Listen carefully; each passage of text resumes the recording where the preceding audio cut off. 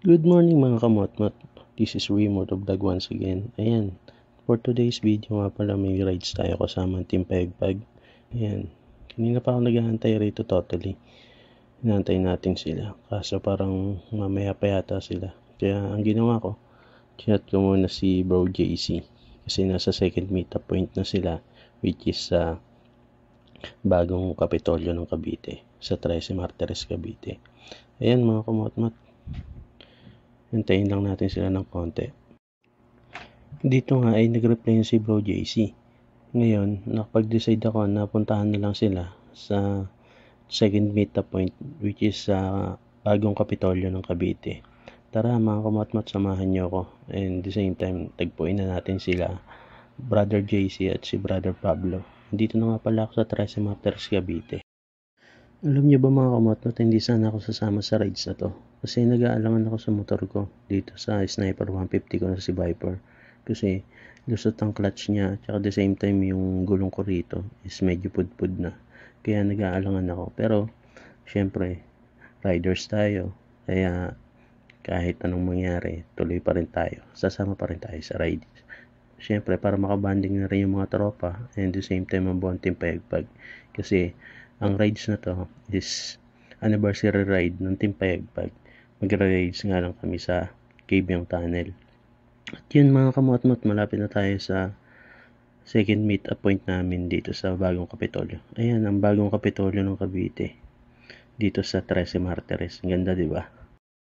Hanapin nga muna natin sila, Brother JC, kung nasaan sila. Kasama niya si Brother Pablo. At ayan na nga, nakita na natin sila. Nandito sila sa may gilid. Ewan ko ba kung anong ginagawa nitong dalawa. Nagchichismisan ng aga-aga. Ewan ko kung nakapagkape na to. Ayan. Ayan nga pala si Brother Pablo. Pogi-pogi. At si Brother JC. Siyempre. Ayan. Ewan ko kung ano kinakalikot nila sa motor niya. Bagong motor kasi ito ni Brother Pablo, which is yung YTX. And siyempre, dala ni Brother JC yung kanyang Euro 180i. Gripping. Siyempre, hindi ako papahuli. Binida ko sa kanila yung baon ko. Ayan, sardinas. Siyempre, hindi tayo papahuli. Sabi nga ni Bro JC, sayang daw, hindi niya nadala yung lutuan niya. Kasi may gamit siya for camping. At ayan na nga mga kamotmot. Nandito na sila.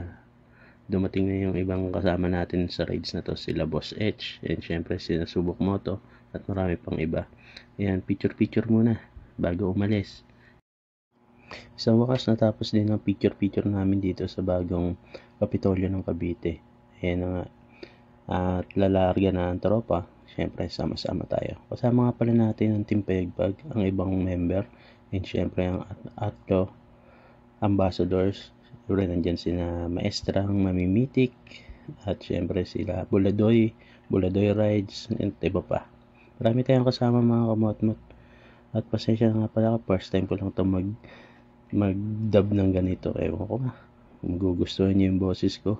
Medyo antok na kasi anong oras na rin, 2:00 na madaling araw. At yun mga kamotmot, rolling na tayo papuntang Cabiang Tunnel. At yun pala mga kamotmot, mahaba itong video na to, kaya sound trip muna tayo. Tara! Musika at sining kinahiligan. Dati parang walang patutunguhan, pero di ko tinigilan. Wala mang naniniwala, pero sinubukan ko ito. At tila ay nagbunga na lahat ng aking paghihirap. At tila ay abot ko na ang aking pangarap.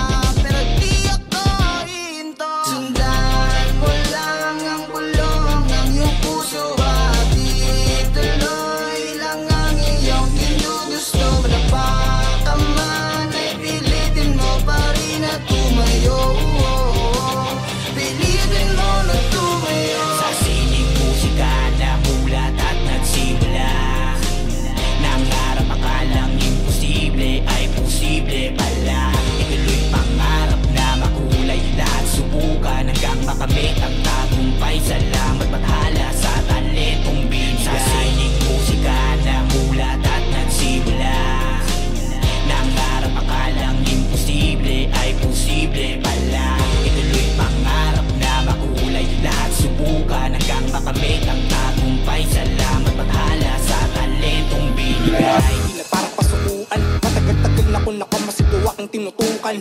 Talento ang puhunan, ang pinagugutan. Kala ko yako'y panday humasa sinikapan. Puwang bawat mga nakukuha kong biyaya, pinagkaloob sa akin ng taas. Iniingatan na masira ang lahat sa paligid. Dinaanan na walang tumutuwid kapag ikay pinanghinaan. Ikasang mo lang ang bawat mga bala mo na parang huli na. Ibuhos ang lahat, kahit mabigat. Subukan maangat, dapat laging todo ka. Halo-halong kemikal na lumalaso sa iyong isip. Dapat laging literal, bawat plano mo na isip. Matik lagi sinusulit mga At oras yun kung na mga kamatmat, nandito na pala tayo sa tulay ng Ternate. Ayan, siyempre. Rolling na tayo papuntang Kabyang. At ayun na nga, nangalabit pa si Subok mo to. Yung mga yan, gawa na naman na nakain. Ayan, siyempre kulitan habang nagbabiyahe. Pero, ingat-ingat pa rin tayo mga kamatmat. Nakakapagod pa rin ganitong magsasalita ka, i-record mo. Hindi, nasanay kasi ako mga kamatmat sa yung camera ko, may microphone doon ako sasalita habang may naka-rolling yung video. Mas nakakapagod pa rin ganito. At yun na nga mga kamatmat, paakyat na kami, overtake na. Ayun, si brother JC, overtake na rin sa akin. Siyempre, paahon na tayo ng Kabyang dyan. Ayun na, unahan na yan mga kamatmat. Kaso hindi ako makapaspas kasi nga lusot yung clutch ko. Minsan hindi ko makagat yung clutch, minsan kumakagat. Kaya yun, may problema pa, malambot pa yung gulong ko rito. Kaya hindi tayo makapwersa ng takbo. Kaya dahan-dahan lang tayo.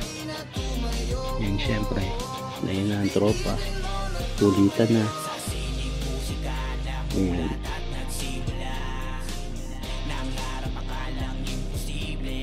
Buti na lang nakisama yung panahon. Maganda ang panahon, maganda ang sikat ng araw, walang ulan. At syempre araw ng linggo, ayan naman natin, pag araw ng linggo maraming aakyat papuntang Kabyang Tunnel.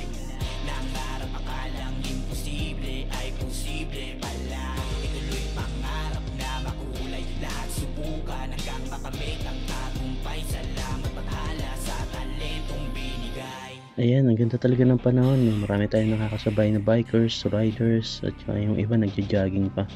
Ayun, ang ganda ng ang ganda ng panahon. Nandito na nga pala kami mga kamatmat sa Puerto Azul. Ayan, sa Meñas yung tropa. Na hinturo muna kami kasi konting briefing and the same time konting plano at saka kung saan kami pupwesto mamaya sa Kabyang Tunnel. Ayan, nandito na yung tropa. Ako na lang pala yung wala. Ayan si Kuya Leonard Ayan, kasama pala natin si Rasta Chef dito. At kasama natin yung pick up na yun. Ayan pala si Madam. Ayan, siyempre hindi tayo papahuli dyan sa kwentuhan na yun. Kinuha ko yung dala-dala kong sardinas. At siyempre pinagmalaki ko na naman. Ayan ligong pula. Ang kulit dito hindi ko nakilala si boss dahil nakabalaklaba siya. Akala mo Jabawakis, tingin si boss. Ayun, diba? Akala mo sasayaw si boss pinakita ko na naman yung sardinas kong baon.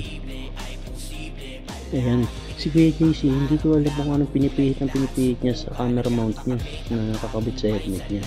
Ayan, tinulungan ko na nga, pero stack up na kasi yung pihitan ng camera mount niya. Kaya yun, ayun mga kamatmat, konting picture lang at lalaryan na ulit kami. And syempre pinaliwanag ni boss kung saan kami pupwesto pagdating namin sa Kabyang Tunnel. Ngayon ko lang napansin, marami pa kami sumama sa rides na to.